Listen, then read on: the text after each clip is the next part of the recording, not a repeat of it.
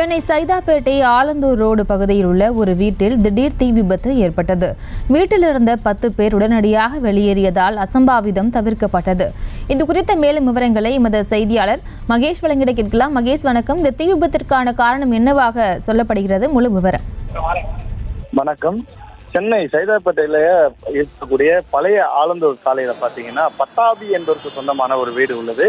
இங்க பாத்தீங்கன்னா அவருடைய வீட்டுல பாத்தீங்கன்னா திடீரென எதிர்பாராத விதமாக மின்சார பெட்டியிலிருந்து வீட்டில் இருக்கக்கூடிய மின்சார பெட்டியிலிருந்து திடீரென புகை வெளியேறி இருக்குது. உடனடியாக அந்த தீயானது மலமலரான பரவி வீடுகள் முழுவதும் தீப்பற்றி இருந்தது.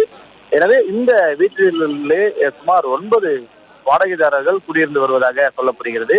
உடனடியாக தீ பற்றியதன் காரணமாக வீட்டில் மேல் மாடியில் குடியிருந்தவர்கள் அனைவரும் பல்வேறு வீடுகளின் மாடிகளின் மீது ஏறி வெளியே தப்பிக்கக்கூடிய சூழ்நிலை ஏற்பட்டது.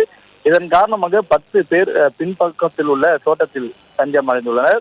எனவே விபத்து நடைபெற்ற இடத்துக்கு சைதாப்பேட்டையில் இருக்கக்கூடிய தீயணைப்பு வீரர்கள், கிண்டி தீயணைப்பு வீரர்கள் சம்பவ இடத்துக்கு வருகை தந்து தீயை அணைக்கக்கூடிய பணியில ஈடுபட்டிருக்காங்க.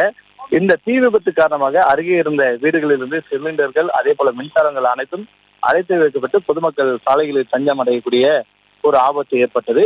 இருந்தபோதும் தீயணைப்பு வீரர்கள் முற்றிலுமாக இந்த பகுதியில் மின்சாரம் நிறுத்தப்பட்டு மேலும் தீ பரவாமல் இருப்பதற்காக பல்வேறு முன்னெச்சரிக்கை நடவடிக்கை எடுக்கப்பட்டு வரக்கூடிய சூழ்நிலை.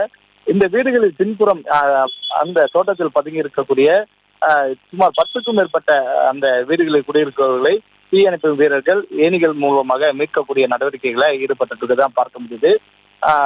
பழைய கட்டிடமாக இந்த கட்டிடம் இருந்து வருவதன் காரணமாக மின்சாரம் பழுது, குறிப்பாக வயர்களில் பழுது ஏற்படுவதன் காரணமாக இந்த தீ விபத்து ஏற்பட்டதாக முதல்கட்ட தகவல் நமக்கு கிடைக்க பார்க்க முடிகிறது. செய்திகளை உடனுக்குடனும் துல்லியமாகவும் தெரிந்து கொள்ள சப்ஸ்கிரைப் பண்ணுங்க.